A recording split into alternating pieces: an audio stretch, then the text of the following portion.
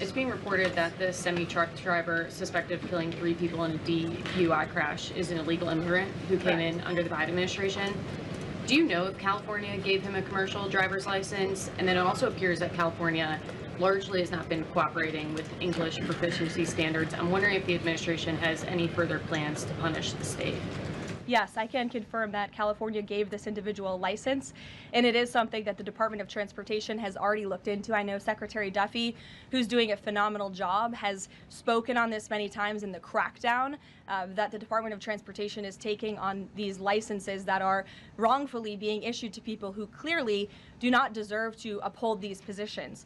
As for this case in California, on October 22nd, ICE lodged an immigration detainer for this individual following his arrest by local authorities in California on charges, as you know, of manslaughter while intoxicated and driving under the influence. He killed 3 people, and he first entered the United States in 2022 through the southern border, and he was released into our country by the previous administration.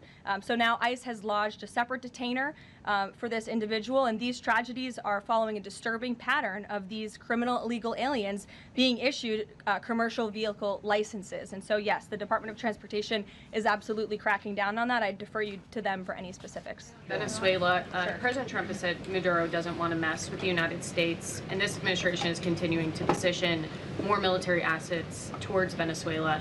I'm wondering if the end goal of this narco-terrorist war is to implement a regime change in Venezuela. The president has spoken on that, Reagan, and I certainly won't get ahead of him.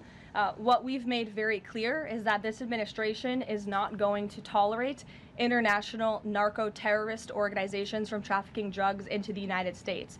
And these cartels over time have grown more armed, well-organized, and violent. They have financial means, sophistication, and capabilities needed to operate in the way this administration has. And they have illegally caused the deaths of tens of thousands of American citizens each year. So that's where we are right now with respect to Venezuela, but also any country that is sending purposefully illegal narco-terrorists to the United States of America to bring illegal drugs.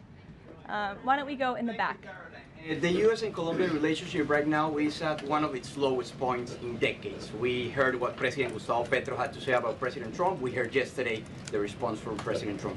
Is there any kind of compromises or gestures from the Colombian president that President Trump would like to see in order to de-escalate the tensions? Is it possible a de-escalation?